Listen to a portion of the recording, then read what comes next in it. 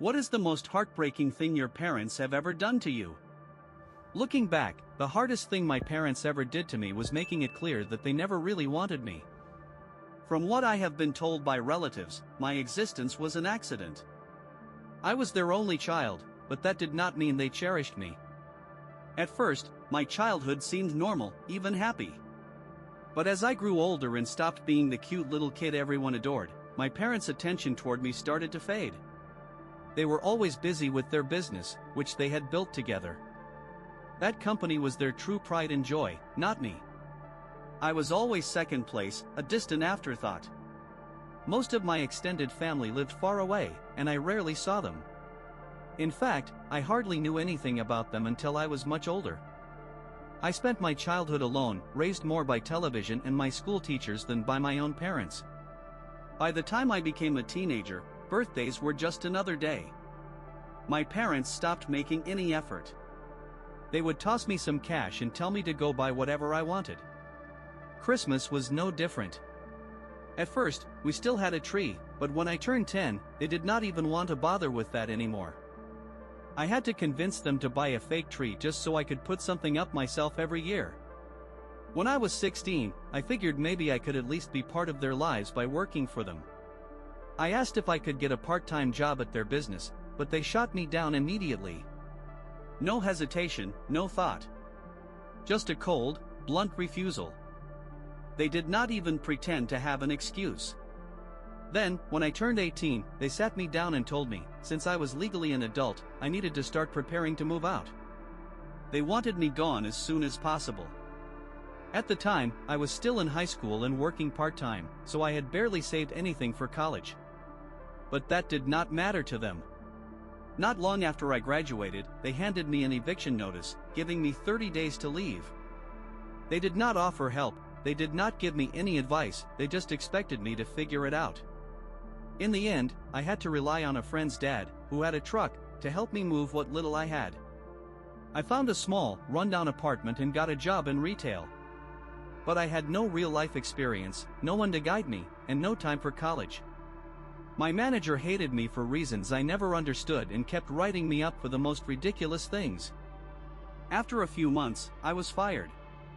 With no job and no savings, I ran out of money fast. Soon, I was evicted from my apartment. I had nowhere to go. Desperate, I swallowed my pride and went back to my parents, begging for help. I was not even asking for much, just a place to stay for a little while so I could get back on my feet. But they did not care. They refused. They would not even let me sleep on their couch. That was how I ended up living in a tent in someone's backyard in the middle of winter. My friends had all moved on with their lives, most of them off at college, and there I was, just some broke, struggling kid, taking any odd job I could find just to survive.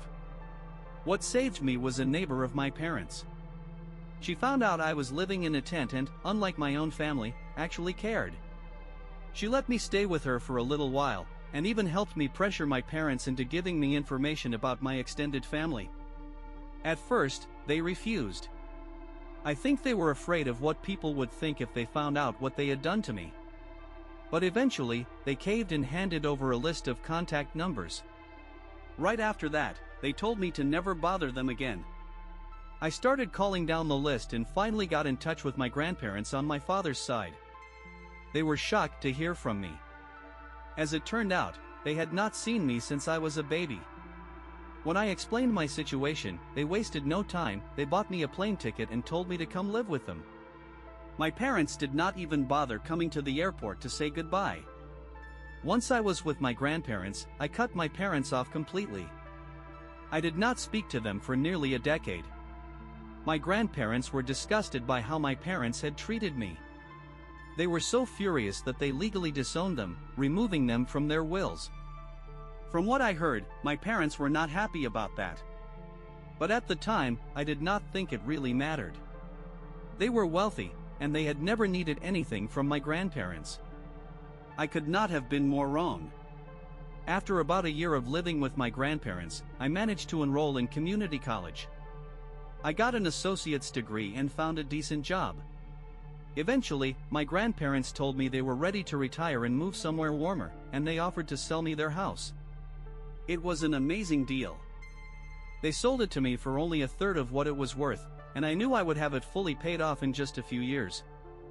My job required me to travel from time to time, sometimes for weeks. That was just part of my life now. Then, one day in late 2020, I came home after being away for more than 2 weeks. I pulled into my driveway, and there was a white van sitting there. I had never seen it before, and immediately, my gut told me something was wrong. My first instinct was to call the police. But then I saw the logo on the side of the van.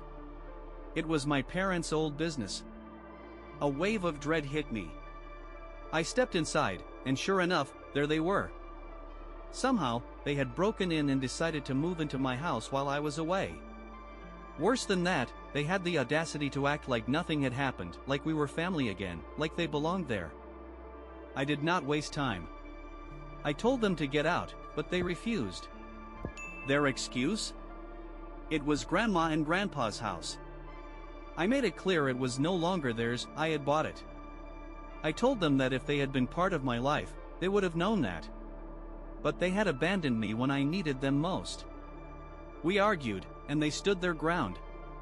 My father claimed that, since it had once been his parents' house, he and my mother had the right to live there.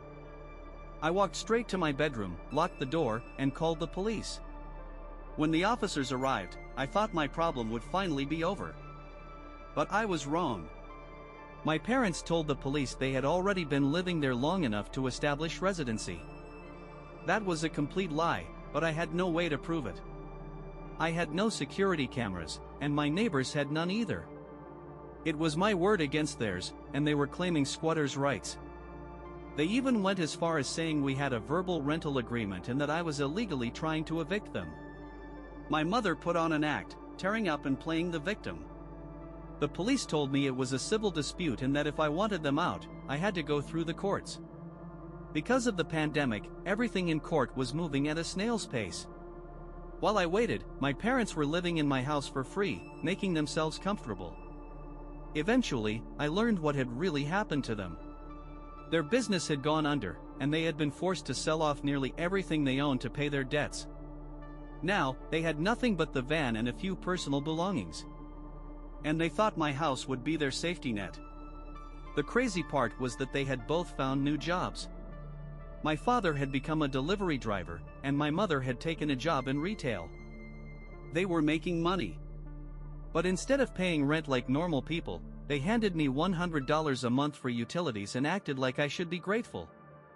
When I asked them to pay real rent, they scoffed and said I owed them free housing because they had raised me for 18 years. They even joked that I should be happy they were not asking me to pay them back for that time. If I argued, they threatened to stop helping with bills altogether. I was exhausted. I had enough. So I called my grandparents. They were furious. They tried reasoning with my parents, but my parents refused to leave. I told my grandfather not to worry, I had already filed for eviction. It was just a matter of time. And I made sure my parents knew it too. Their reaction? The silent treatment. My father was barely home, always on the road, driving a delivery truck 6 days a week. It was obvious he hated it, but he had no choice. My mother, on the other hand, had plenty of time on her hands, and she spent most of it trying to take control of my house. She acted like she owned the place, making demands about how things should be arranged.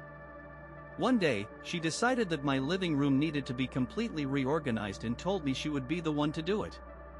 I refused. Then she took it a step further, she tried to claim the master bedroom for herself and my father, insisting that as my parents, they deserved the best room in the house. I shut that down immediately. I told her they did not deserve anything, let alone the master bedroom. They had done nothing to earn my kindness, and I was not going to let them act like I owed them anything. I did not ask to be born, and it was not some great favor that they raised me, it was their responsibility. I could see right through what they were doing. They were trying to establish control, trying to make me feel like I had no power in my own home. I was not falling for it. I reminded her that their time was running out and that soon, they would have no choice but to leave. It took 4 long, exhausting months, but I finally got my day in court. It was early 2021 by then.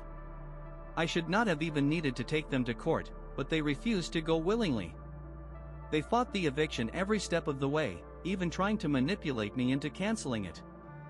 They brought up the fact that the house used to belong to my grandparents, as if that gave them some kind of claim to it. They even tried to use their pathetic $100 payments as proof that they were renting the place.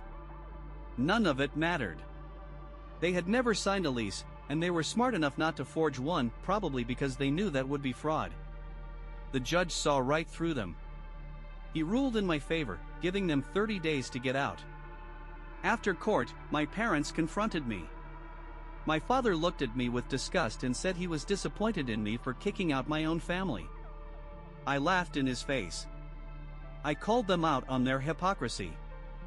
They had no problem throwing me out when I was barely an adult, with no life experience and nowhere to go. They did not care if I starved, if I froze, if I ended up dead in a ditch somewhere. And now, suddenly, I was supposed to care about them? I owed them nothing. They had always acted like everything I owned was rightfully theirs, but the truth was, they had no right to anything. They were not parents, they had never acted like parents.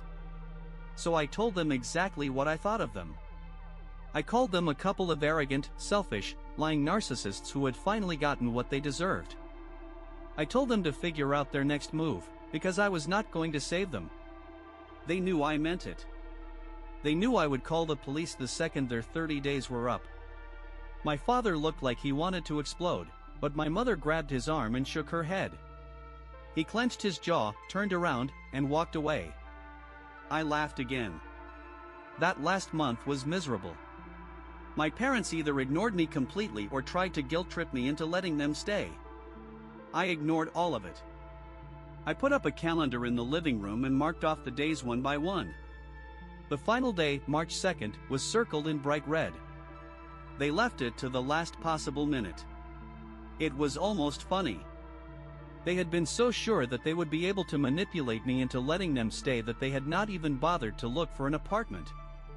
My mother scrambled to find something at the last second, and in the end, the only place she could get was a tiny, rundown studio apartment in the next city over. It was a little poetic, honestly. The same thing had happened to me when they threw me out at 18. I drove my mother to see the place once. It was awful. The walls were a sickly green color, and the carpet looked like it had not been replaced in decades. There was only one window, and it faced nothing but a brick wall. The kitchen was barely functional. No dishwasher. A tiny stove. The bathroom was even worse, the toilet looked like it was about to fall apart. The walls were thin, too. We could hear an argument happening in the apartment next door the entire time we were there. My mother spent the whole visit looking at me with sad, pitiful eyes. She kept making little comments, trying to make me feel guilty for forcing them to live in a place like that. I ignored her. She finally gave up. They signed the lease and spent the weekend moving what little they had into the apartment.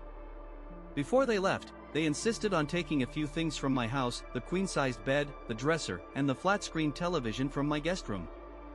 I let them take it all. I did not want anything in my house that reminded me of them anyway. Then, finally, the day came. I watched them pack up the last of their things and get into their van. They did not say a word. I did not either. Instead, I grabbed my toolbox, walked up to the front door, and started changing the locks. They sat in the van, watching me. I did not look at them. I just kept working, removing the old doorknob and replacing it with a brand new one. When I was done, they finally drove away. I exhaled for what felt like the first time in months. It was over. I thought that was the end of it. I thought they had finally gotten what they deserved, that karma had caught up to them. I should have known better. A few months later, my grandparents told me they had heard from my parents. My parents had called them, not to apologize, not to make amends, but to brag. They had started a new business, just like the old one, right here in the same state. I could not believe it. I looked them up online, and sure enough, they were doing well. Their new business had tons of positive reviews. It was like nothing had ever happened. I felt sick. After everything they put me through, after I was homeless, after they squatted in my house for months, after they acted like they were entitled to everything I had, they just went back to their old lives, sipping wine and acting like they were better than everyone else. It was infuriating. If karma is real, it is taking too damn long.